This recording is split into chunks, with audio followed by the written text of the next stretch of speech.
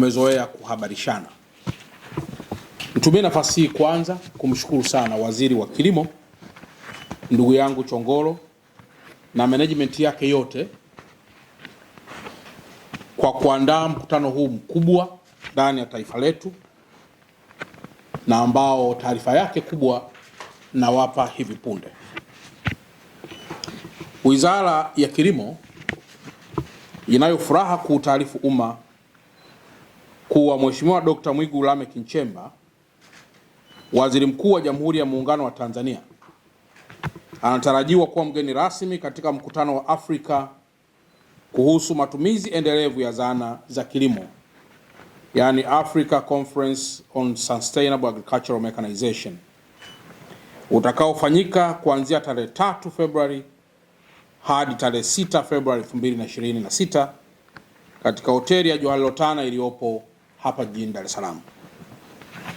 Mkutano huu ni ushirikiano kati ya Wizara ya Kilimo na Shirika la Chakula na Kilimo la Umoja wa Mataifa, yani FAO.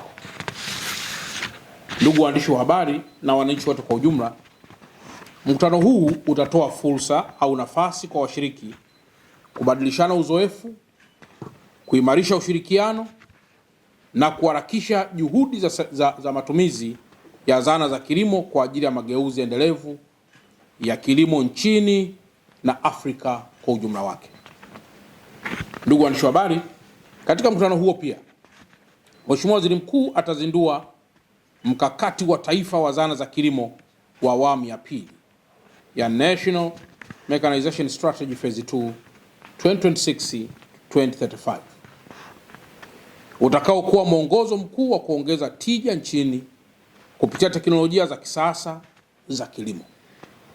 Mkakati huu pia unalenga kuimarisha matumizi, utengenezaji, uendelezaji, uhamasishaji, usimamizi na uratibu endelevu wa teknolojia zinazorahisisha kazi na kuokoa muda katika mnyororo wa uzalishaji na uongezaji wa thamani wa mazao ya kilimo. Aidha, katika mkutano huo unatarajiwa pia kuwakutanisha wadau takriban 1500 wakiwemo mawaziri wa kilimo kutoka nchi mbalimbali barani Afrika, washiriki wa maendeleo wakiwemo viongozi waandamizi wa FAO wa kikanda na wa kidunia, wakuu wa taasisi za umma, wawakilishi wa sekta za serikali na sekta binafsi, wataalamu na wakulima kutoka nchi zote barani Afrika. Ndugu waandishi wa habari, kama mnavyofahamu kwamba hizi zote ni juhudi kubwa anazozifanya Mheshimiwa Rais Dr. Samia Suluhu Hassan katika kuimarisha kilimo, uchumi, pamoja na kuimarisha zaidi diplomasia ya kiuchumi na mahusiano ya kimataifa. Nami kama mkuu wa mkoa nitumie nafasi hii kuwakaribisha wageni wote katika mkoa wetu, na kwamba mkoa wetu wa Dar es Salaam umeendelea kuwa salama na umeendelea kuwa kielelezo na kitovu kikubwa cha amani hapa nchini. Ni waombe wana Dar es Salaam wote kuutumia mkutano huu kwa faida. Wale wanaotaka kuhudhuria katika eneo hili na kuonesha bidhaa zao za kibiashara pia wanaruhusiwa. Lakini kutokana na ukubwa ama uwingi wa wageni, wapo pia wageni ambao watahitaji usafiri kutoka eneo moja kwenda eneo jingine. Wapo wageni wa kawaida watakaohitaji mahoteli. Kontoe rai kwa wafanyabiashara wote wa mkoa wa Dar es Salaam kuhakikisha tunautumia mkutano huu ili kutofifisha alama ya umoja, alama ya amani ambayo imekwisha jengwa katika mkoa wetu. Mwisho, nitumie tena nafasi hii kumshukuru sana Mheshimiwa Waziri Mkuu wa Jamhuri ya Muungano wa Tanzania, kushukuru sana Wizara ya Kilimo na kushukuru pia shirika hili la chakula FAO kwa kuona kuwa mkutano huu mkubwa unafaa kufanyikia hapa Dar es Salaam na si pahali pengine. Kwa mantiki hiyo, waandishi wa habari, mnayo nafasi ya kuwahabarisha watu wote kuhusu mwenendo wa mkoa wetu wa Dar es Salaam kuendelea kupokea wageni wengi wanaokuja kwa ajili ya mkutano huo mkubwa. Na baada ya kusema haya, ni waombe tena wote wananchi, wadau wa sekta kilimo pamoja na wadau wengine kufuatilia na kushiriki kamilifu mkutano huu ambao utafanyikia hapa Johari Lotana kuhusu maendeleo ya kilimo na kuhusu uendelevu wa zana za kilimo hapa Dar es Salaam. Baada ya kusema haya, nitumie nafasi hii kuwashukuru tena Jamhuri ya Muungano wa Tanzania, kazi na utu. Na washukuru sana, asanteni sana. Kazi endelee. Mimi naitwa Charles Tulai, ni mwakilishi msaidizi wa Shirika la Chakula na Kilimo la Umoja wa Mataifa FAO.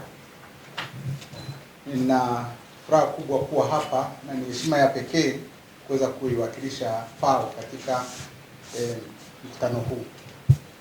Na tunapenda kuipongeza serikali ya Tanzania kwa kuweza kushirikiana na FAO kuandaa kongamano hili kubwa ambalo ni la kwanza Afrika.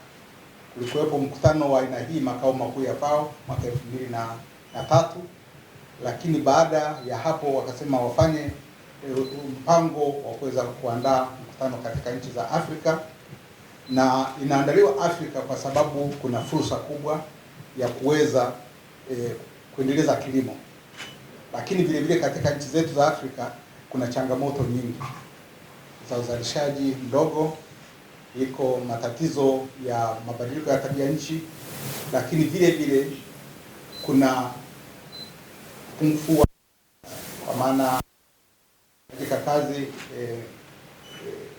kutumia nguvu kazi, lakini vile vile kutumia kazi za mikono, kutumia jembe la mkono. Na sasa hivi dunia inabadilika kwa kasi kubwa, lakini vile vile tunaona kwamba idadi ya watu inaongezeka. Kwa hiyo na kuna fursa kubwa Afrika kuweza kuzalisha kwa ukubwa, ikajilisha na ikiweza kulisha mataifa mengine. Kwa hiyo ikaonekana ni nafasi nzuri kwa Afrika kuwa na mkutano huu, lakini ikaonekana Tanzania na juhudi zinazofanyika kwa maana ya serikali zinazofanya serikali, lakini vile vile na kwamba imeandaa mkakati ambao Mheshimiwa Waziri Mkuu atazindua, ikaonekana kwamba ni vizuri mkutano huu ufanyike Tanzania. Na ndio maana unaona tuko tunajaribu kuandaa na kuhakikisha kwamba mambo yote yanaenda vizuri kuanzia kesho mpaka tarehe 6, na watu wameshaanza kuwasili kuanzia jana na leo wanaendelea kuwasili katika mji huu wa Dar es Salaam.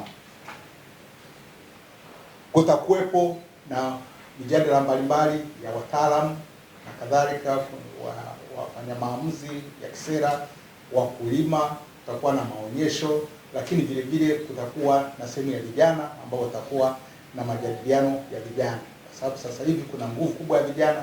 Tunafikiria hii zana za kilimo zinaweza kusaidia sana katika mnyororo wa thamani wa mazao mbalimbali yanayozalishwa, kuweza kuokoa muda, kuweza kupunguza gharama za uzalishaji, kuongeza faida na kadhalika, na vijana wanaweza kushiriki kikamilifu katika uzalishaji wa mazao mbalimbali. Na sisi FAO tunao mpango mkakati ambao unaendana sawa sawa na juhudi hizi zinazofanyika, ambao ni kwamba uzalishaji bora, lishe bora, mazingira bora na maisha bora bila kumwacha mtu yeyote nyuma. Kwa hiyo ni juhudi ambazo zinafanyika ili kurahisisha namna ya kutenda kazi, lakini kuokoa muda, kupata kipato kikubwa na kuhakikisha kwamba kila mmoja anafaidika na uzalishaji unaofanyika. Baada ya kusema hayo, napende nitoe shukrani tena kwa Mheshimiwa Mkuu wa Mkoa kwa kuweza kuja hapa, lakini vile vile kwa serikali kwa ushirikiano ambao tunaupata kama FAO. Tunakuwa tunafanya kazi zetu vizuri zaidi. Tunawashukuru sana. Asanteni sana ndugu waandishi wa habari kwa kuwa nasi mchana wa leo.